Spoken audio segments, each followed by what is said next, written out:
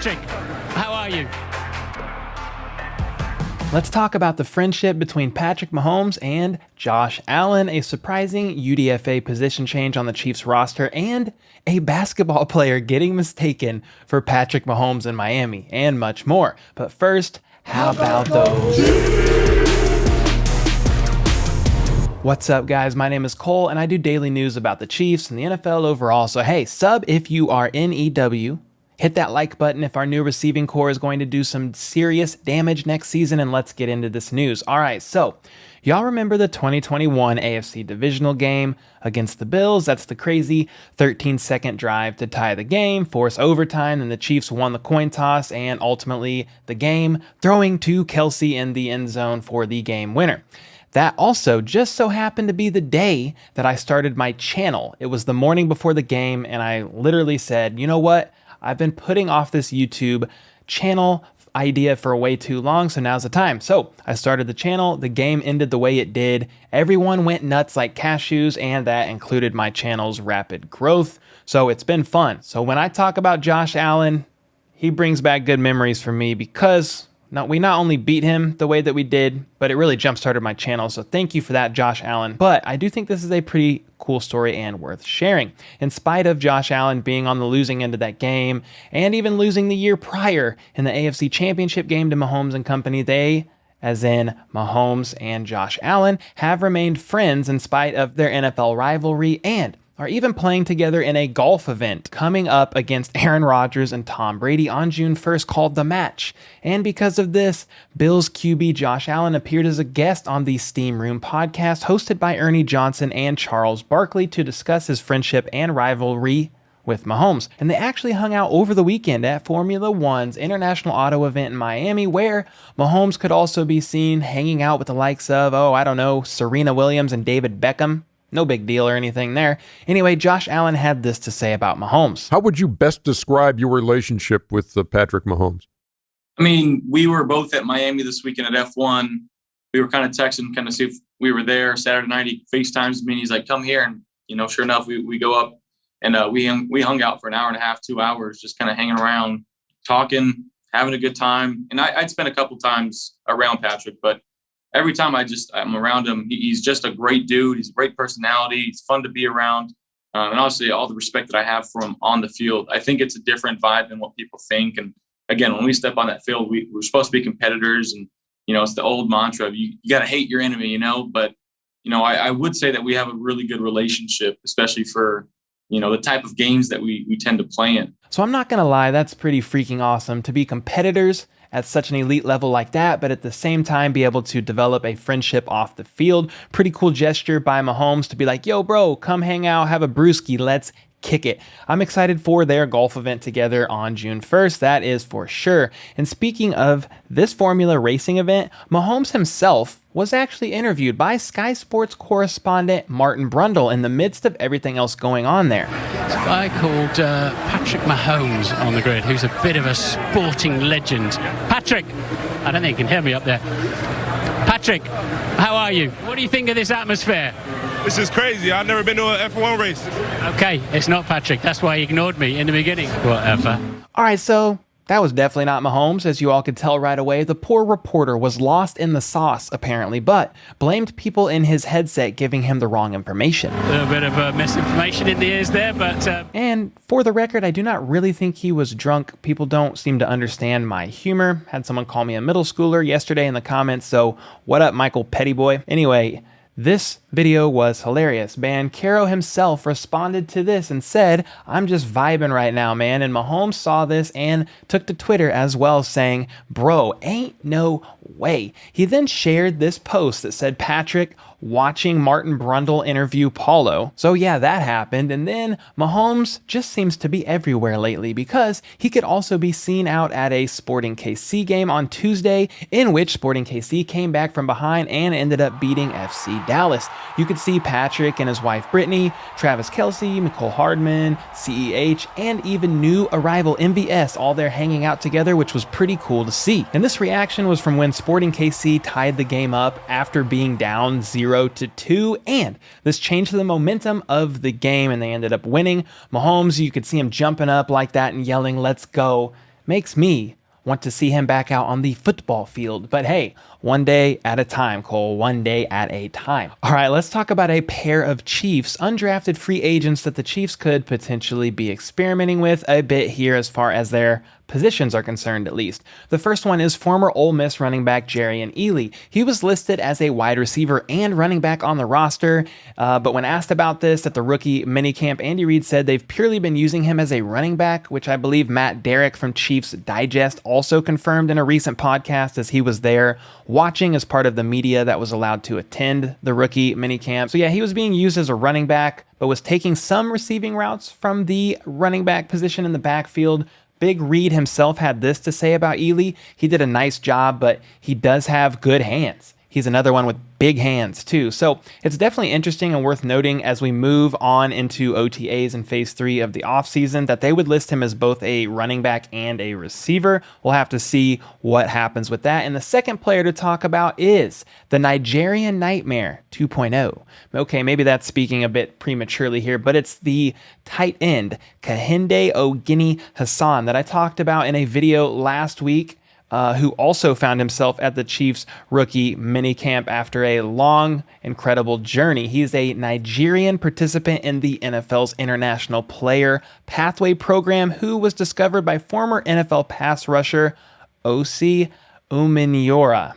I butchered that name, at his Uprise Academy, which helped Hassan land a spot at the NFL International Combine. And it's worth bringing this up because Umenyiora won a Super Bowl with the Giants while playing under Steve Spagnuolo. Okay, so remember that detail. The guy who discovered Hassan was a pass rusher on the Giants and played for Spags. Anyway, let's talk about this potential surprising experiment here because Charles Goldman from Chiefs Wire took note of this and said, while Kansas City originally listed Hassan as a tight end on their rookie minicamp roster, he was assigned a jersey number ineligible for the tight end position. And now on the team's official roster, he's listed as a defensive end. Kehinde is also listed at 6'7" and 225 pounds, suggesting he's far too light to play the defensive end position. That said, he has the frame to put on the weight and the raw athleticism to potentially develop into a contributor at the position.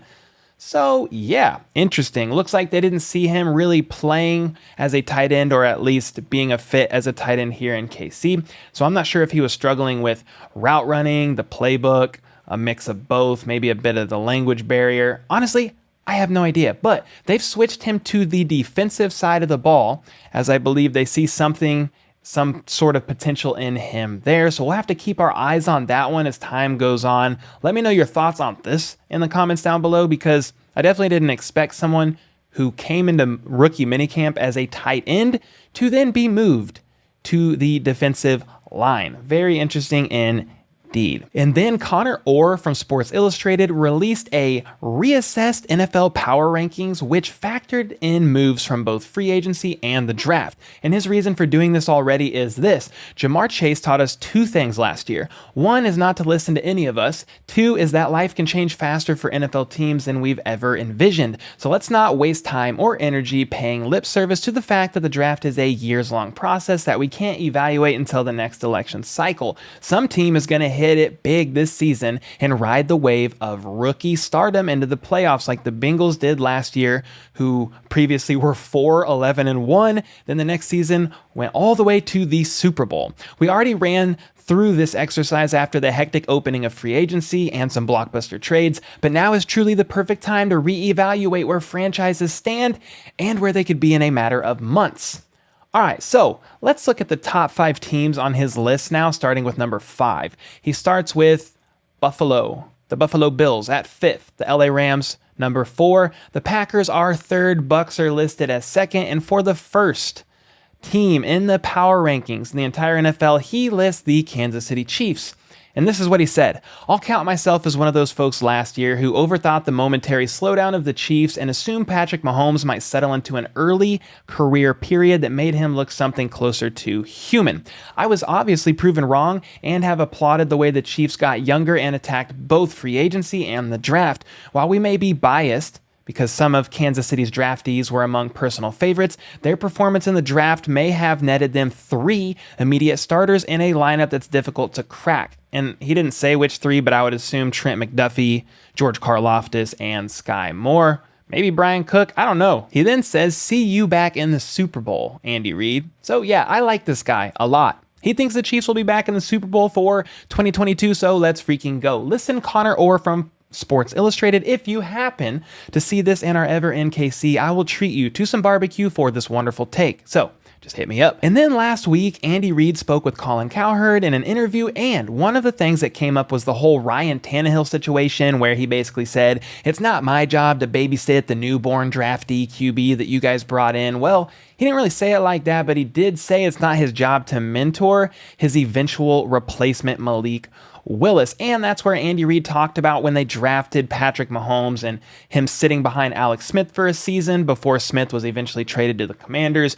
Reid told Alex, man, go out there and have the greatest year you've ever had, and you don't have to teach Pat. We're here to do that as coaches. You're out there to go produce and win games and do the best you possibly can for your team. So that's how they approached it with Alex, in which he did have a career year that season, completing 67.5% of his passes for 4,042 yards, a 26-5 TD to interception ratio, and a 104.7 passer rating. Those numbers were enough to earn Smith a trip to the Pro Bowl, where the quarterback led the Chiefs to an AFC West title and a playoff appearance. But Reid goes on to say, now Alex by nature, though, was the greatest thing that ever happened to Patrick Mahomes. Alex let Patrick into his world without being forced into it, so it worked out perfectly. All right, now, while I do have a lot of respect for Andy Reid, to say that Alex Smith was the greatest thing that ever happened to Mahomes may be a bit of a stretch. Mahomes was great prior to Smith, which is the reason why the Chiefs moved up aggressively to snag him in the draft, and I'm not sure that 1 year sitting under Alex Smith is the main reason why Mahomes has had all the success he's had in his first 4 years as a starter. But I understand what Big Reid is saying, though. Alex Smith welcomed Mahomes in, showed him the ropes, helping him transition more smoothly into the pros and become more prepared for his season as a starter when it actually happened that next season. So for that, I am definitely grateful for Alex Smith. What do you guys think? Is Alex Smith the greatest thing to happen to Mahomes? Do you think it would have mattered either way because Mahomes is just that good? Or would you say it's somewhere in the middle like I see it, that Alex Smith did help Patrick in his transition to the pros as an eventual starter, but Mahomes was going to do great things regardless because it's in his blood? Certainly let me know your thoughts in the comments down below on that. It's definitely an interesting conversation to have. And from there, I want to touch on a couple comments from yesterday. Leah's stand-in asks, okay, Cole, truth time, Pop-Tarts, cold or hot, which flavor? I'm simple, man. I would go with a hot Pop-Tart and just give me the original strawberry. It's the best. Gimme, nom nom. And then our friend Nancy is back. If y'all remember Negative Nancy from a couple weeks ago, she had this to say yesterday: Ingram over Houston. Then, why you still talk about Tyreek? He no longer a Chiefs. Well, if y'all remember, last time she commented on a video was the Byron Pringle video asking me why I still talk about Pringle when he's no longer on the Chiefs. All right, Nancy, listen here, lady. Am I not allowed to talk about former players of the Chiefs, especially when they specifically talk about the Chiefs and news pertaining to the team? Such as Tyreek Hill in his interview yesterday with Kevin Hart. He literally talked about the Chiefs the entire time. My next question is, why don't you comment stuff like this when I do videos covering Tony Gonzalez, Jamal Charles, Tim Grunhard, Dante Hall, or literally any other former Chiefs player? Don't get me wrong, Nancy, I like having you around. You help me with content. Very grateful for that, but I will say this: I'm very glad that you do not run this channel.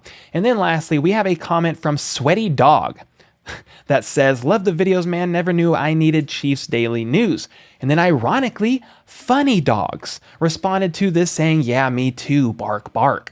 So first off, guys, I appreciate the support. It really does mean a lot to me. But my second question is, who let the dogs out? Because there's a lot of freaking dogs commenting on my channel all of a sudden. So I'm very curious about that.